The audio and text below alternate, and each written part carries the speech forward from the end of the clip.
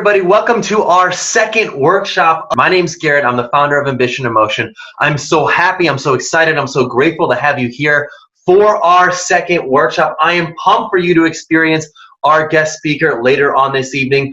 But before we get started, I want to touch up on a couple of quick points. So you are starting your mentor relationship. That is awesome. Hopefully you've had your first conversation.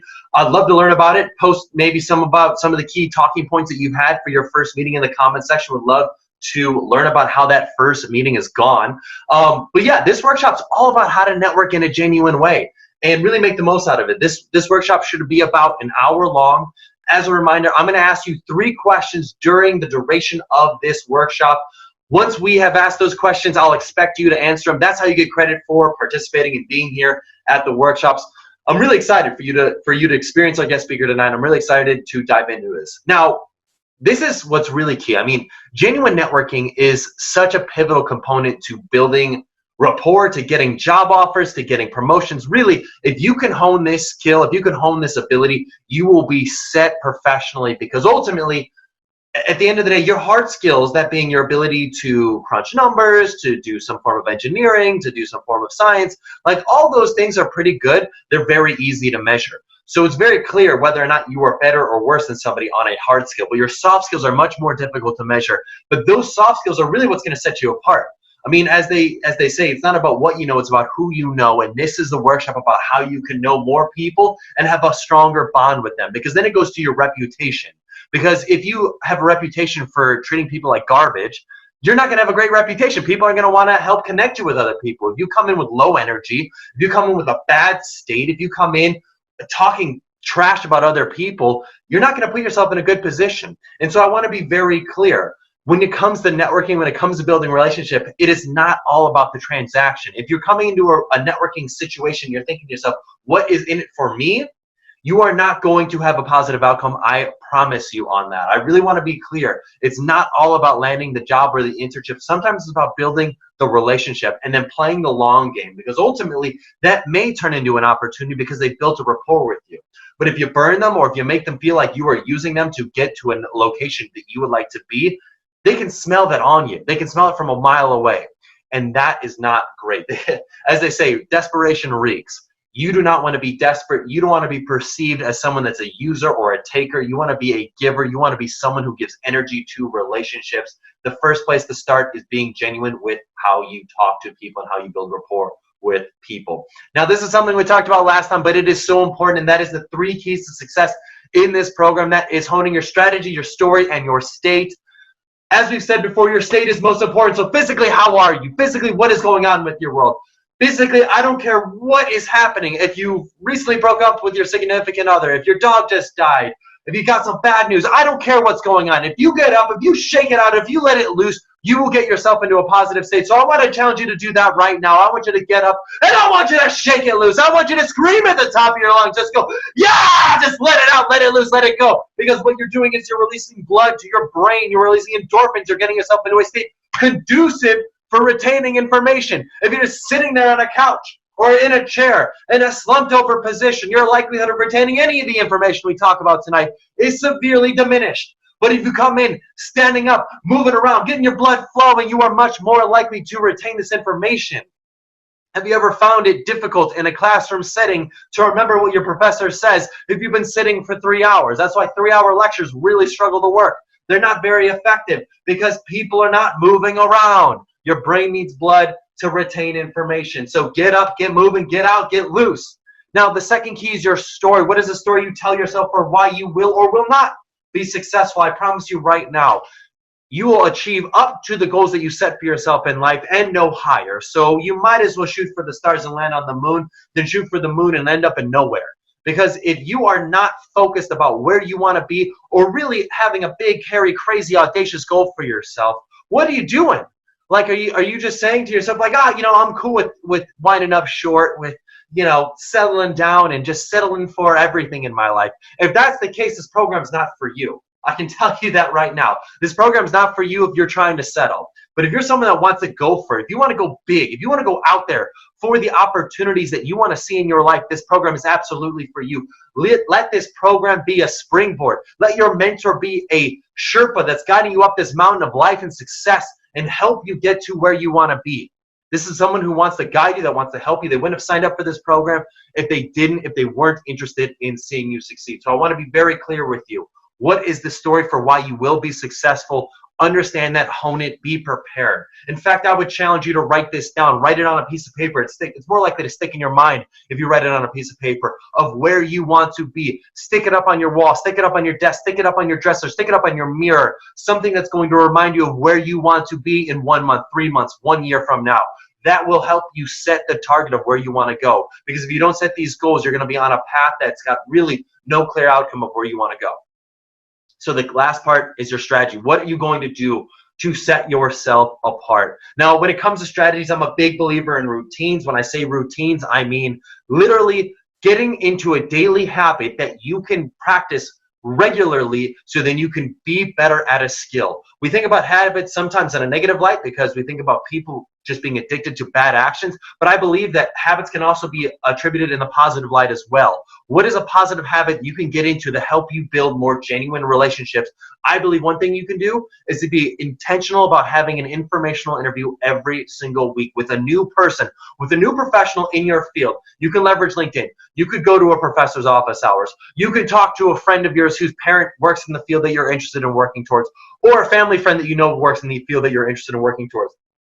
If you set up one informational interview every single week, and by an informational interview, I want to be very clear. This is a conversation. This isn't an interview. You're not trying to get a job from this person. You're just trying to get knowledge about what this work is like. Set up one of those a week. I can promise you they're going to start making introductions for you. They're going to start helping you get to where you want to be. By the way, if your goals change over time, that's okay. That's totally okay. You can share with them how your goals have changed, and they're going to want to keep helping you over time. I'll give you a perfect example of this. As an entrepreneur, I set goals all the time. I have a board of mentors. I literally have about 50 to 100 mentors that I send once every 3 months an update of what's going on with the business. Here's the thing though, I've pivoted this business many, many times. Now, initially when I first got started, I was thinking to myself like, oh, well, they're my mentors. Like, if I tell them that I've pivoted, will they think I'm a total failure? Will they not want to help me anymore? What I found is that is absolutely not the case. They're always there to support me. Mentors that have been with me for 5+ years still give me guidance, still help make introductions, still help me out and support me as my mission has grown, as my goals have grown. That is the nature of mentoring relationships. That is the nature of relationships in general. You should keep your network up to date with what is going on in your world because they will want to see you succeed. But the key is that you ask them for something specific. When I meet with my mentors or when I send them an email, I ask for something very, very specific. I don't say, hey, if you know anybody in XYZ space, if you could introduce me, would love that. Why? Because it's not at the top of their mind. What I'll do is I'll physically go onto their LinkedIn profile, look at who they're connected with and say, hey, I noticed that you're connected with Jane Doe, John Doe, Shelby Doe, and Jenny Doe. I know that you may not be connected with all 4 of those people, but if you are connected with one of them, would you mind introducing me? Here's an email template that you could copy and paste to introduce me. Now I've made it extremely specific and easy for them to take an action step to help me out. And that is how you can continue to grow your relationships, your network, and build rapport with people. And just keep them in the loop of what's going on in your world. So I just want to be very clear. It's about building genuine relationships, and it's about when you're building those genuine relationships and then you're asking them for introductions or connecting with more people through those relationships, being very specific and making it as easy as possible for them to help you out. I really want to stress this. It's so important. Genuine networking. If you can take anything from this whole program, if it's genuine networking, and by genuine networking, I mean really listening, taking an active and keen interest in who you are speaking with, you are going to be set. You're going to be in a great position. Because at the end of the day, it's not your elevator pitch. It's not going to be anything about you that makes someone interested in you. It's going to be about your ability to listen to them. In fact, I can tell you multiple times where I didn't say a word in a conversation. I just nodded my head yes and asked questions about things that somebody else has said. And at the end of the conversation, whether that be 30 minutes or 60 minutes long, they said, man, Garrett, you are such a great conversationalist. Or, gosh, I feel like I just had such a great conversation with you. And the funniest thing about it is I didn't actually say a word. The point is this: people love to talk about themselves Why? Because people are really interested in things that they're interested in. People wouldn't choose to spend the time that they have on this earth in the way that they did unless they thought it was the most optimum way of spending their time. Therefore, things that interest them, things that they choose to spend their time on, are things that interest them and ultimately make you interesting to them because you've taken an interest in those actions and activities. I hope that makes sense. If you want to rewatch that, take that back 30 seconds because I think it's really important. People, ultimately, at the end of the day, people care about themselves. People care about things that they are interested in because they've chosen to spend the time that they have on those tasks. So with that said, I'm excited to jump in to our guest speaker this evening. Really, the whole point of this workshop is about genuine networking. By the way, if you have not connected with me on LinkedIn, please do. I'll add you to our LinkedIn group where we discuss different topics and just you can add different topics, ask any questions, and expand us to our entire Ambition in Motion network. Connect with me. I'll add you to the group. But yeah, I'm so excited to get started. Let's jump into our guest speaker this evening.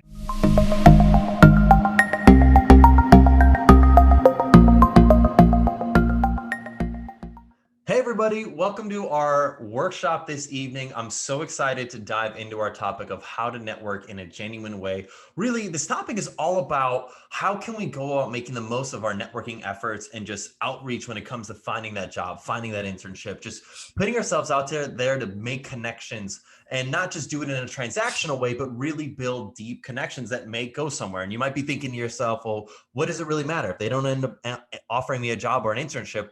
Why should I really care if I build genuine relationships? And we've got an incredible guest with us here this evening to share with you all why building genuine relationships is important, even if it doesn't end up landing you the job or internship right away. We've got Pearl Grace Pantaleone with us. She is the business development and marketing manager for Cornerstone General Contractors and is also the co-owner and entrepreneur at Luna Apartments. She has extensive experience in marketing, business development, and entrepreneurship, and has great insight on the topic of how to network in a genuine way.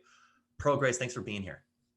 Yeah, thank you so much for the intro, Garrett. I'm excited that you asked me to be a guest on this podcast, as I'm really passionate about this subject. It goes well with my personality and kind of like my mission in life and through my career. So thank you. That's super cool. So I'd love to start off with from college to where you're at today, how did you get into this type of work? How did you get into doing what you were doing?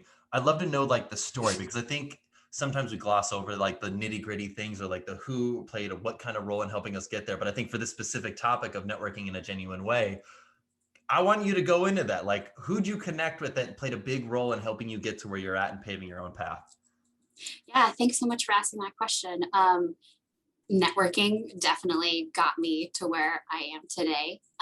When I was younger, I wanted to be an anchor woman. So I spent a lot of time, in high school, working in yearbook and just doing a lot of journalism stuff. And I got my degree at University of Alaska Anchorage in journalism and public communications, thinking that I would be on TV. I had an internship, lined up because I was networking in college, talking to my professors, just trying to get engaged. And then once I had an internship and they offered me a job right out of college and I did it, I was like, this is not what I want to do. I spent my whole life, trying to become this, but it just, didn't really fit my personal values. I wanted to start a family young, and being a multimedia journalist in broadcast didn't match up with that.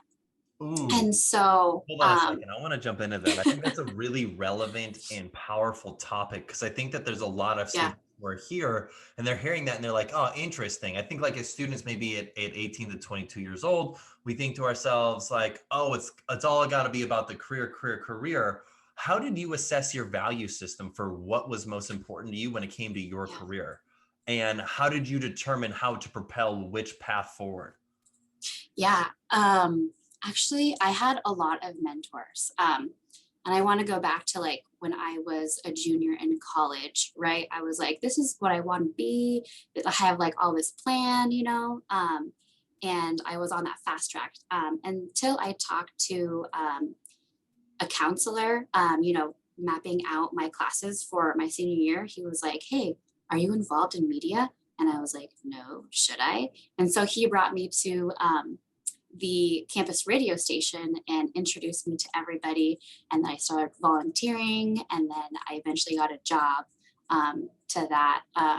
And when I was an intern at the TV station, I was engaged. I was like planning my wedding, right? So like a lot of things in my life were changing.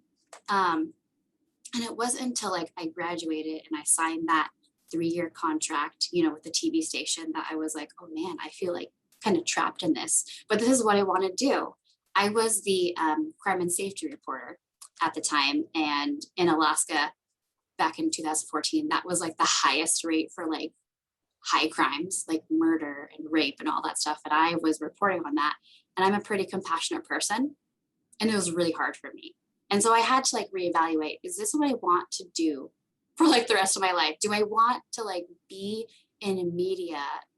And I feel like they were just kind of like using my network, to get leads, to then boost their ratings, when I was just building my network to build deeper connections in the community, because like I love Alaska, I care about people, and I wanted to share their story. And those two weren't aligning for me. And so I reached out to my past professors, and I was like asking about different careers, right? And of course, use LinkedIn, use like Craigslist and everything like that to kind of like look for jobs. And there's two that I interviewed for. One was an ad agency, and then one was to be a marketer at an engineering firm. I interviewed for both on the same day. Interviewed for the ad agency first. And I kind of said like, I'm in broadcast media right now. It's high paced. I want to have a family young, and I just want like a good work-life balance. And the turning point in that interview was the person interviewing me said like, oh yeah, we're working 24/7. And I was like, okay. And then when I went to the engineering firm and talking with them, it was like a conversation. It was like super nice. Everyone was family oriented, and they really focused about the people. And so that's what sold me into that, and how I got into engineering, construction, architecture. I'm still using my degree. I still write. I still do media and business development. It's just kind of a different form. And I'm so glad that I took that jump. And, when I was contemplating, like, should I jump ship? I wanted to be an anchor woman for so long. Like, is it okay? And I was telling myself, it's okay, because I'm not happy here. I can still apply the things I've learned in college and my passion into this new job. And 7 years later, I love this industry. I'm in construction right now. And I've never been happier. I have 2 wonderful kids, been married for 7 years. And so, it's crazy where life takes you, and kind of like who you know along the way too. That's so fascinating. There's so many things that I want to dive deeper into I want to dive in deeper into a lot of different things in what you've said. So there's a few things. So one, my sister is a meteorologist, and so she's so amped about weather and changing patterns. So I can definitely relate to this whole notion of like having to have a certain face, a certain demeanor when it comes to presenting any news, because for her, when like a hurricane comes or a tornado comes, she's like, we have a class 5 hurricane, people. This is incredible. And they're like, hey, Zoe, so these people's lives are being changed right now. Their homes are getting obliterated. So you need to like tone it down. I get it. It's exciting meteorologically. It's like very fascinating. That doesn't happen all the time. But we need to tone that a little bit down. So I totally, especially if you're having to do crime and like murders and rapes and stuff, that would be pretty depressing and sombering if you had to present it in like a lighthearted mood. Yeah, I would absolutely. imagine that would be stressful. But I think on to the point of how you leverage your professors. I think that's really awesome. I love the story component of it. I would imagine there's part of an identity crisis in your story, because you're thinking to yourself, like, I wanted to be an anchor woman for so long. I wanted to lead the news. I wanted to be presenting on the, front lines and all these things. And then boom, like you change. And everybody you told up to that point in time in your life, you're like, I want to be an anchor woman. I want to be an anchor woman. I want to be an anchor woman. And then you're like, yeah, I bet you felt immediately like tail between my legs. I don't want to be an anchor woman. And that, I would imagine, was a difficult pill to swallow, because your like identity is being, dissociated. But I think what you're kind of conveying is that was the greatest decision you've ever made, because it allowed you to realize that something else was out there. And so I think there's a lot of students that are feeling potentially this stress of, oh shoot, I am in this identity crisis of, I thought I wanted to do this all the way, and now I'm in it and I realize there are some things that don't align with my value system. If I change, will everybody think I'm a failure? I would imagine that's probably something that's going through their minds.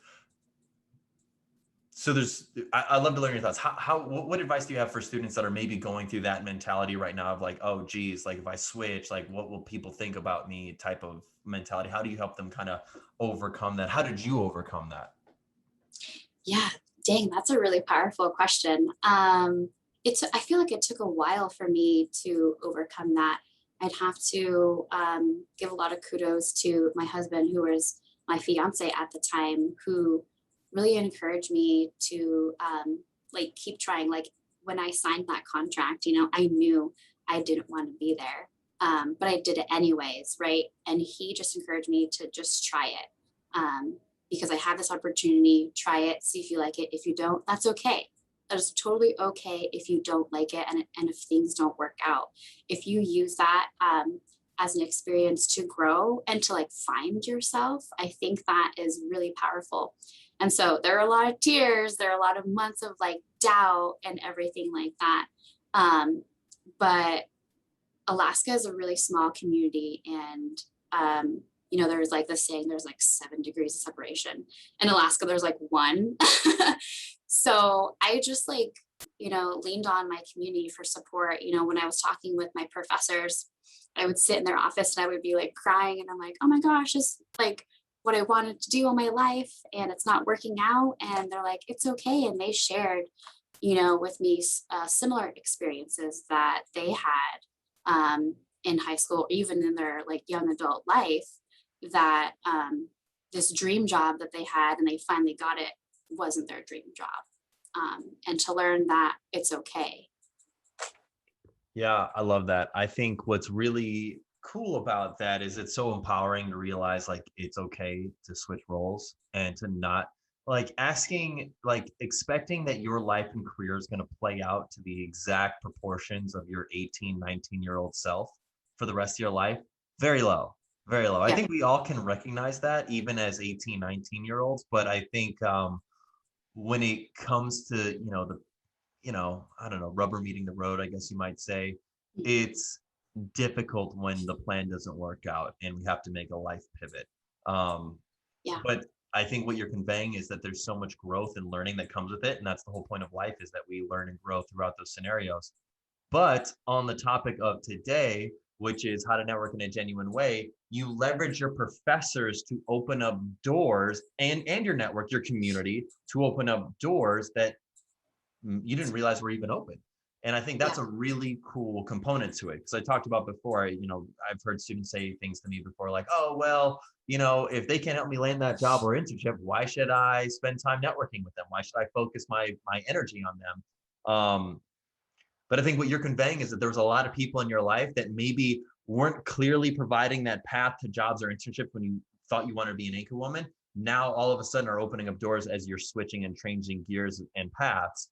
And you would have not had that kind of rapport with them unless you were building genuine relationships with them when you did not need them. Is that correct? Yeah, totally. Yeah. And to kind of like segue from like kind of like identity crisis to like networking. When I knew I didn't want to be reporting and I was looking for other jobs, right? I was doing a little bit of both. I was like networking to find jobs So like as a reporter, you have to contact the PR person of an organization to then get an interview within, the company. So I would be networking with those PR people because at the time I wanted to be in PR. And when we would connect, and we're just waiting for the shoot to set up, I would just be talking to them about like, hey, how did you get your job? Do you like your job? And just asking them kind of questions. And that's how I kind of got that interview with the PR firm, the same day as the engineering firm, is because I was networking, excuse me. One of the questions you asked before this was like, how do I define, or what does genuine networking mean to me? It just means like being your authentic self, like having a real conversation. You're being relaxed. You don't really have like an agenda that you're pushing on a person for business purposes, right? You're just building a connection. And I love meeting new people. And so I love talking with them and, just making new friends. And so I don't really view networking as like transactional, like, oh, I could use you later on. Like I view you as like, oh, I met a new friend, and so I think when I was reporting, and to this day, anytime I meet a person, it's like, hey, I met a new friend. Let's talk and see where we have similarities. On that same note, because I think you bring up a really great point, we don't want to think about how are they pawns in our chess match of life, but I want to ask the question of how do you stay in touch with people? How do you keep them in the loop? Because I think that happens all the time. Like I meet tons of different people every single day. And, some people, they come into your life and they come out of your life. And, we don't actually know why. How do you stay up? How do you follow up? How do you keep the tabs on the important relationships going? Yeah, I would say like I'm pretty active in my community. And I'm a part of a lot of different organizations. Like I'm part of the Chamber of Commerce, I'm part of SMPS, I sit on the board, AGC, like I always dip my toes in those different organizations. And I started doing that, outside of college, just because like I love education, I love learning, I love to grow. And so seeing those people like on a regular basis, connecting with them on LinkedIn, and the more you like and comment and engage on social media, especially like LinkedIn, professionally, you see those people at the top of your feed. And so like that's how like you stay connected to those people that you're engaged with. And so yeah, it's just various areas of staying connected, whether like you have a reoccurring meeting for an organization, or there's like a networking luncheon. I've met a lot of people through networking luncheons for the chamber, or social media. That's really cool. That's really powerful. I love how you bring up, well, there's two things that I really noticed in that. So one was that you were very intentional about what communities you are active in. So it's not just meeting people for the sake of meeting people. Like almost every one of those scenarios, whether that be the Society for Marketing Professional Services, SMPS, or AGC, or your local Chamber of Commerce, like they're all very intentionally selected groups of people that have recurring meetings that you're going to be constantly be interacting with on a monthly basis, on a regular basis. So you're constantly going to be building those bonds and that rapport over time, which I think you did a really great job of. But as a student, you might be thinking to yourself like, well, shoot, I'm still figuring it out. Maybe there are professional, there are probably professional associations that those students can participate in and partake in, maybe not necessarily with fellow professionals, but with fellow students that are interested in similar paths as you are, because you know that eventually one day, many of these people are probably going to be in the same career path, right? Yeah, absolutely. Yeah. And in college, I was pretty involved with student life and leadership, student media, the radio station, and sports. So I would regularly, go to those meetings, and we would have networking nights with people in those industries, right? So I got to like meet those people that I would eventually work with. And then I stayed involved with the university even after I graduated. and I co-founded the UAA College of Arts and Sciences alumni chapter. And that was the largest chapter at UAA. And I'm also on the board for the Alumni Association in general. And so staying involved with the university means a lot, to students, because it meant a lot to me. Yeah, that's cool. That's really interesting. I want to transition a little bit to this topic of practice, like tangentially transition, but the topic of practicing our networking skills. Like for a lot of us, we've been cooped in our house for the last year, socially isolated. A lot of our social skills have not been flexed for quite a while.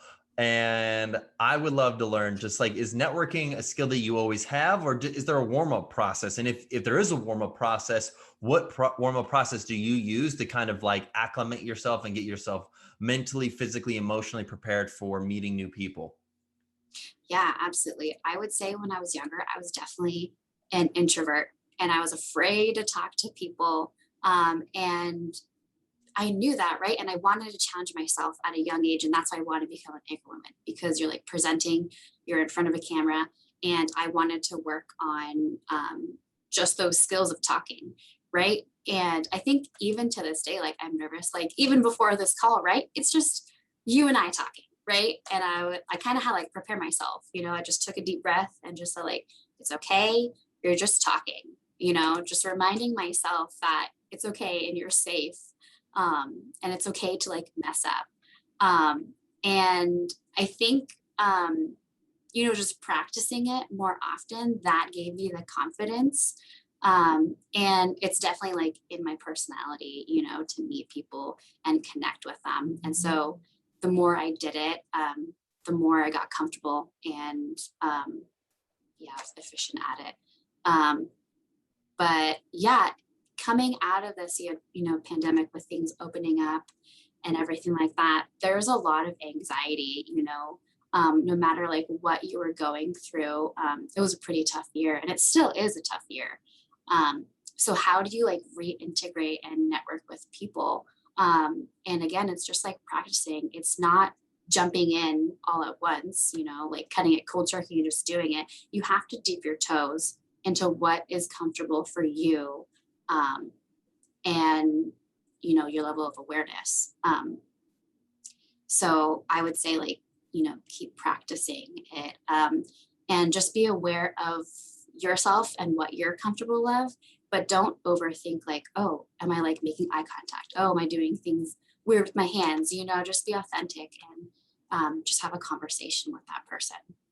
I love the notion of keep practicing. I think that makes a ton of sense. Somebody once recently told me that was an introvert. And so I think while you brought up this idea of being introverted, that I thought was a really cool idea for just like equipping themselves mentally and emotionally for a networking event is maybe the day or two before maybe a big networking event's coming up, a real live event where we're about to meet a bunch of people where we know, because as introverts, we are going to be emotionally drained from doing such a thing. Going out and having some easy wins. And by that, I mean calling your friends, meeting with friends, doing what you can with like a very easy warm-up phase where you're like getting to meet with people, socially interact, socially work that muscle. But with people where there are zero consequences, where if you mess up, it does not matter. You can get all the bleeps and blurps out of the way, and then you can sleep on it, let your body recharge. And then when you go into that networking event, you've already got something relatively recent to kind of count on for when it comes to preparing yourself for what the social event's going to be like. Would that be like a good example of how to practice something like that?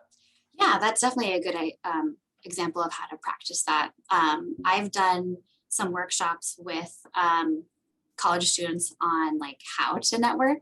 And so there was like maybe like 10 professionals and then 10 students, and then we had food, right? And so they showed you like how to hold your food and hold it in the left hand so you have your right hand available to shake hands, and where to put your name tag, right above your right hand so people can like directly see that, right? And so we would do like, instead of like mock interviews, we would do like mock networking, right, to just practice. Because for some people who aren't used to that, and this is new to them, they might, just get shocked and like freeze, not know what to do, or just like walk away, right? Fight or flight. And so we were practicing that for like an hour to get people to be more comfortable with it. And you're just, asking people questions and seeing where you have connections and stuff. Another tip they had was to like identify hotspots, right? So the hotspot would be at the check-in. There's a lot of people there. You could talk to people there. Another hotspot is by the food. Everyone's getting food. You can, chat with people as you're like putting food on your plate, or stand there and just chat with people as they're walking by, the drinks. But one thing that I did in the beginning, as I started as a marketer at the engineering firm, not knowing anything, like I just had a buddy. I would bring a buddy. Then I would be more comfortable than going like totally solo, because I feel like that's a lot of pressure, especially for a young woman. And I was like in the oil and gas industry. So there's a lot of like older, men there, and there's hardly any women.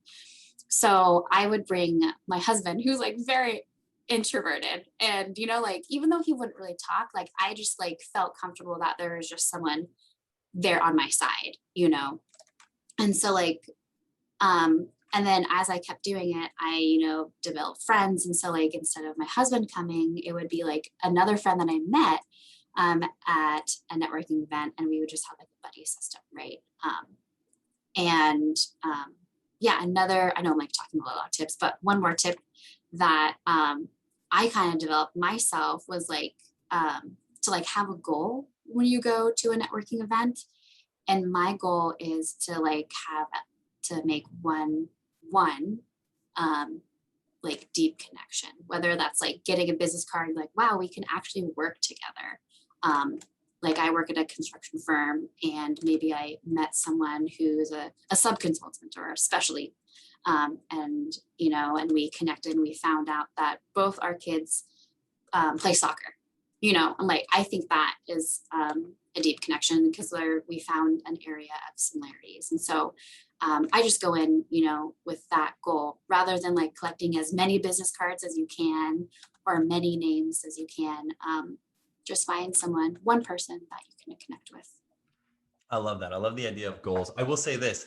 I wanted to challenge the idea of the buddy system. And I only say this. So now one thing, obviously I'm a white man. So there's a lot of unconscious bias that I have that I don't necessarily I'm not necessarily aware of when it comes to networking events. But I know that when I go to a networking event by myself, or rather when I have a friend, they become a crutch. I feel obligated to talk to them. But if I know my focus is to get myself out of the comfort zone and just meet a bunch of new people, going solo has been really effective for me, because then I get invited to like, oh, hey, we're doing this after party. We're going to go here at this location. I don't have to then confer with my buddy to be like, hey, can I get a +2? They're like, it's easier to potentially identify additional opportunities when you're riding solo. So I will say this, and also when I have a buddy, they almost become a crutch for like not meeting other people, just because I'm like, oh, like I can just easily turn to you and have a conversation. So that's my only challenge on the buddy system. But also obviously if you're a woman in a very male dominated industry, there are social constructs that make that potentially uncomfortable. And so something that makes sense. Yeah, I'm glad that you brought up that challenge, because that is definitely what I experienced when I first did that, right? And like I said, like you're not diving in this like all at once. Like that was my comfort level at the time, to like bring a buddy, that was my husband. Then slowly it was a buddy that was a new person, and then slowly it wasn't a buddy at all. And at one point, the transition between having a buddy and nobody at all was that like we would show up together, right? We would be there together, but then we would like go separate ways. And say like if there was a conversation that wasn't going well, or we wanted to get out of for some reason, right? We always had that buddy to kind of like rescue us. And, like either like, oh, I see my friend, I have to go over there. Or your friend would be aware and kind of like, rescue you. So like that is the kind of buddy system that you could have as well. Networking, or it could be positive too. Like, like you go your separate ways, and you can see your buddy is kind of like struggling.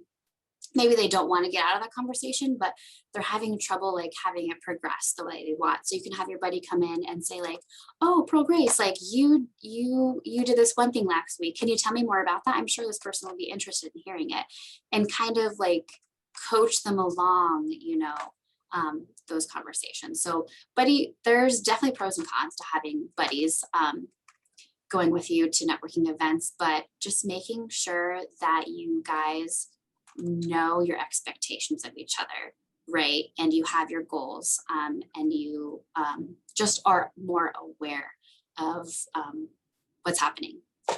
Totally. No, I love that. That makes sense. Thanks for clarifying that. I think that makes a ton of sense. I loved your tip on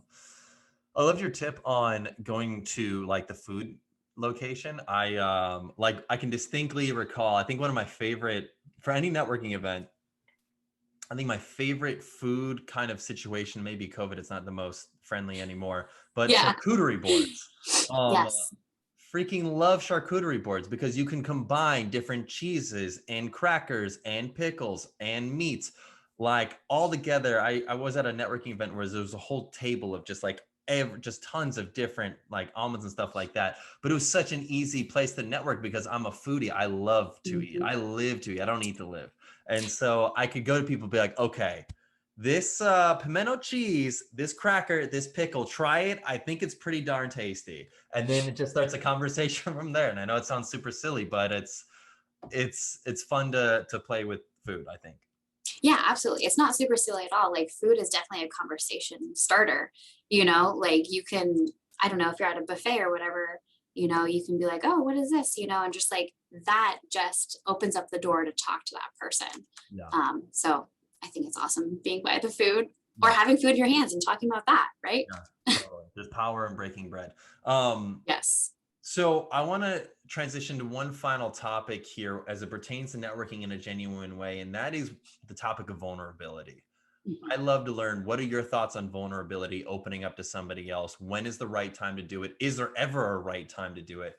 And if you do it, what can we anticipate from that relationship moving forward?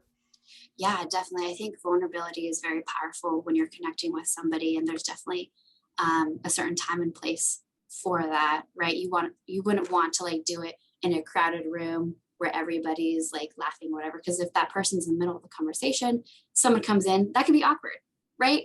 So that's definitely something like you want to do if you like step outside and you're like really connecting, right? Like and you just want to step outside and have it more private, or like in a follow-up meeting or something like that.